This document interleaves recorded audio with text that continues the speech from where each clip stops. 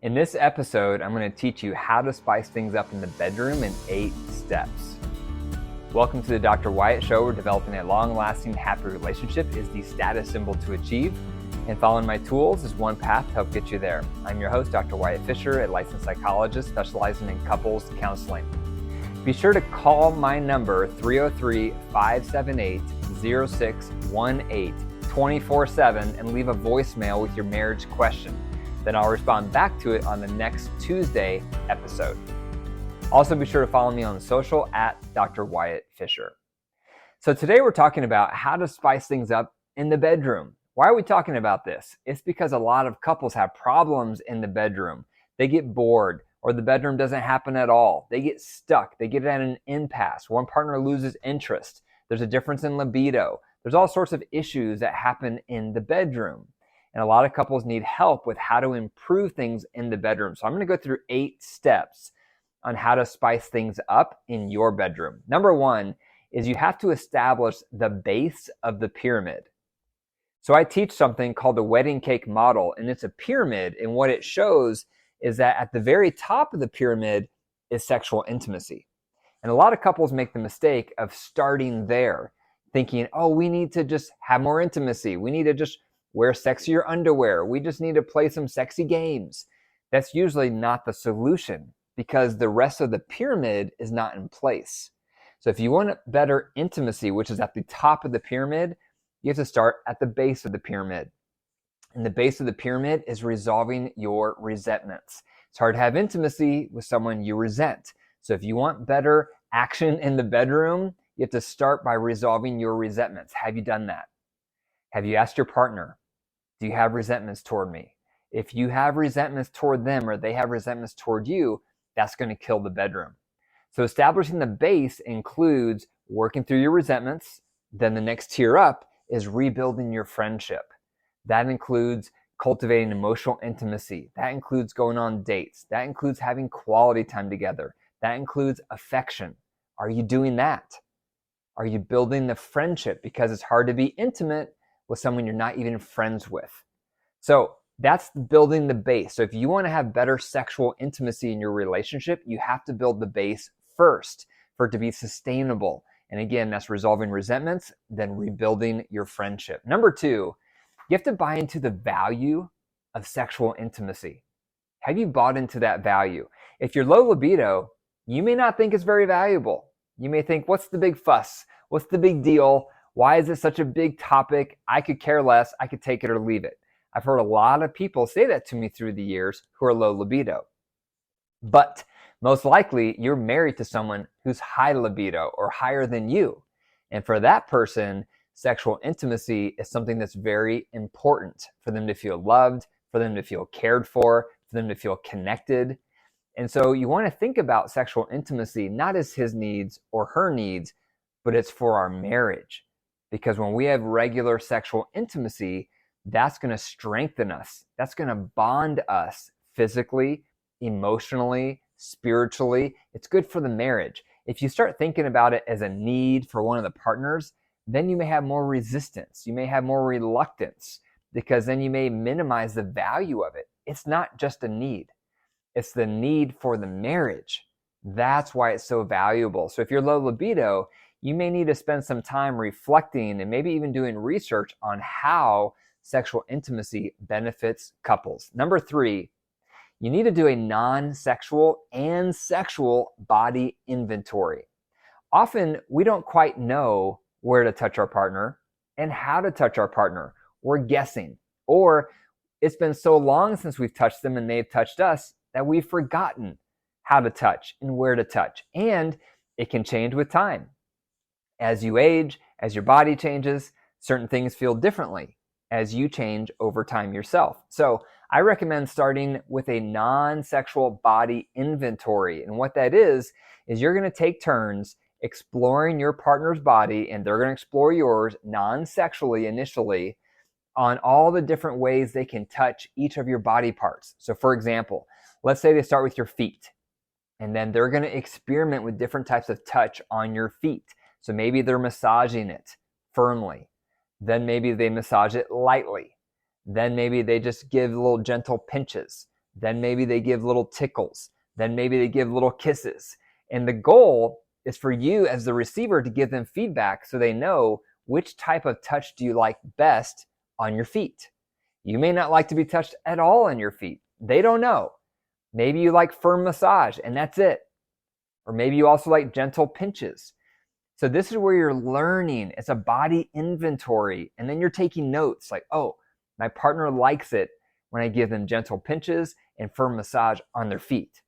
Then you move up to their calves. Same thing. I'm going to give a firm massage. How does that feel? Okay, now a light massage. Now light tickles. Now gentle pinches. Now kisses. You can experiment with lots of different types of touch, and you're looking for the types of touch where your partner says, that feels really good. Keep doing that. And then you take a note of it. Okay, on the calves, they like tickles. Okay, then you move up to the thighs. So you keep doing this from the feet all the way up to the head, non-sexually. When you're done with that, now you have to do the same thing sexually with sexual organs. So now you're going to experiment touching your partner's sexual organs in different ways. You can start with gently tickling. Then you can start with gentle pinches, if that's relevant. You can start with gentle kisses. You can do just, slow massage. You can experiment with different types of touches in the same way you just were, but now you're doing it with their sexual organs, and likewise, they're going to give you feedback. They're going to tell you what feels good, what does not feel good, and you're going to take notes. Okay, they like it when I touch this way on this part of their body sexually. You're learning. This is not to have sexual intimacy. This is to learn. This is a body inventory, because a lot of us don't quite know how to touch our partner and where to touch our partner, non-sexually and sexually. So this is a really important step if you want to spice things up in the bedroom. Number 4 is discuss the sequence of events sexually that will turn you on and that will turn you off. Have you ever done that with your partner, to talk through what turns you on? What's an ideal scenario for you? What would it look like? Take me through scene by scene. What would really rev up your motor sexually? And what would turn you off?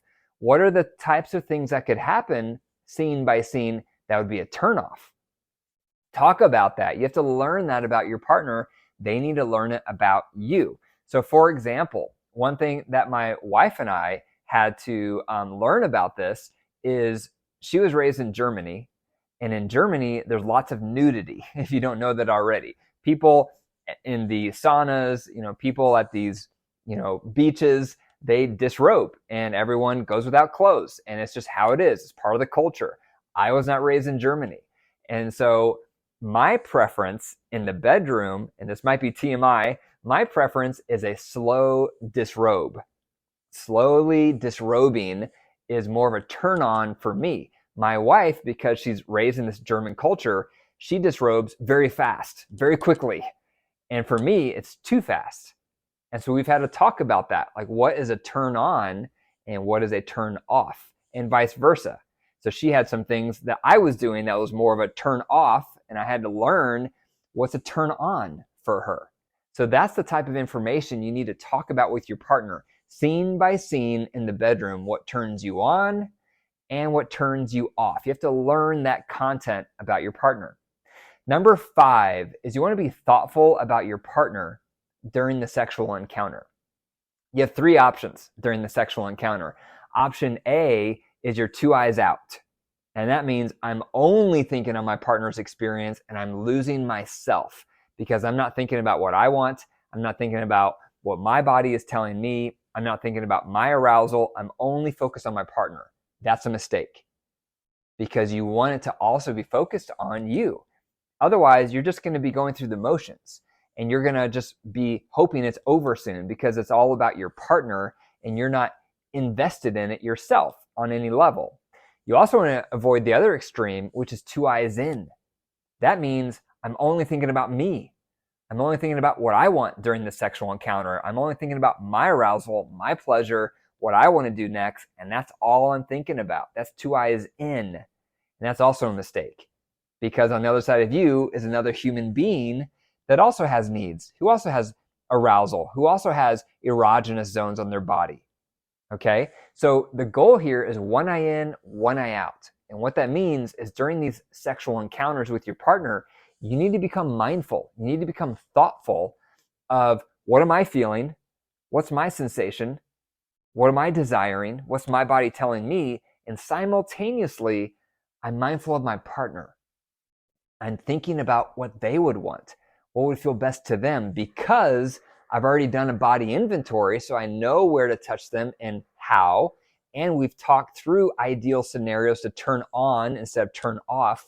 So I'm privy to that content, and I'm thinking about that content during our sexual encounters. Now, this doesn't mean you want to get in your head and then you're not really in the moment anymore, but it does mean you have to become aware. You have to become thoughtful. You have to become mindful, where you're thinking about, what's my body telling me and what does my partner enjoy? What are their preferences? If you do that, you're going to become a better lover, because you're becoming intentional. You're becoming thoughtful. You're thinking.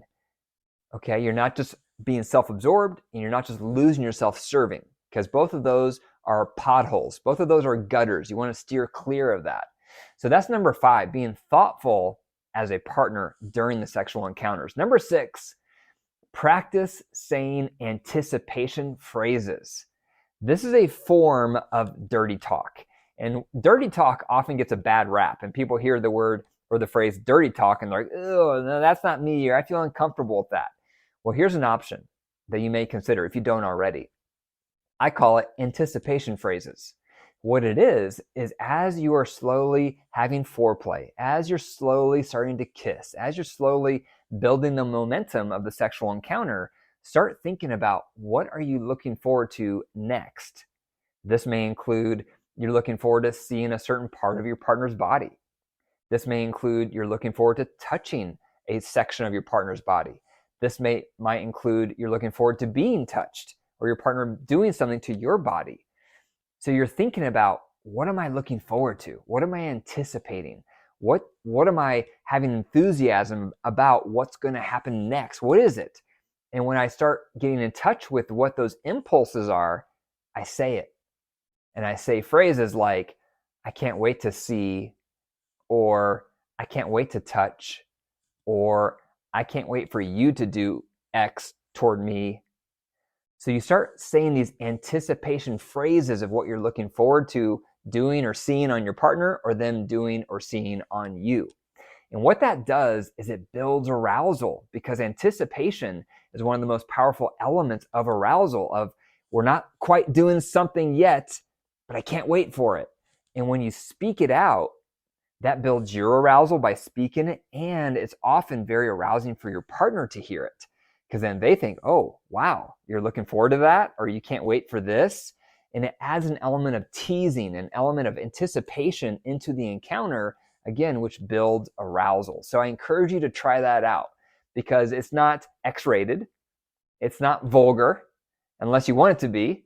It's just speaking what you're anticipating, and it can be highly arousing. Number 7 is change up your activity, your sexual activity, every third time.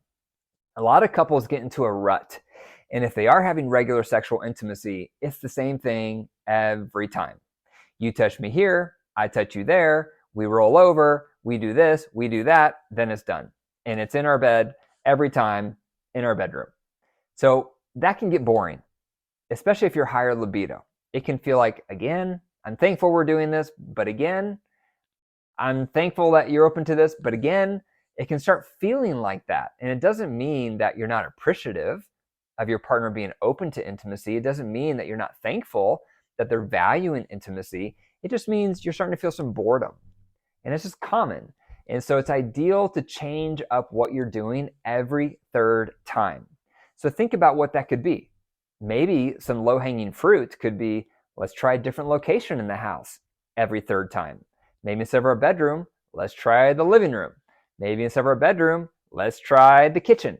Instead of the bedroom, let's try the bathroom, or who knows.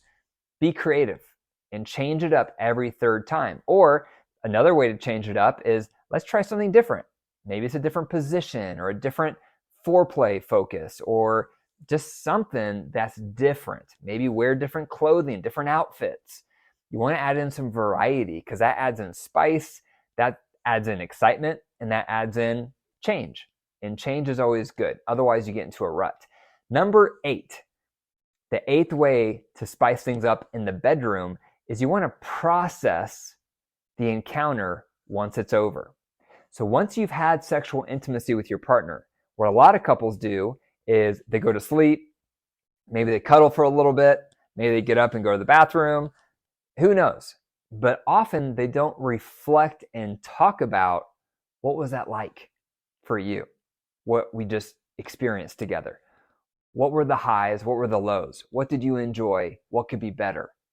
It's one of the most powerful things to talk about after sexual intimacy because there's so much data.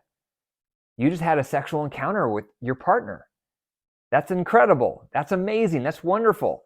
Don't miss the opportunity to unpack it. You unpack it by dialoguing and talking about, what did you enjoy about that? See what your partner says. And then you ask, what could have made it better? See what they have to say.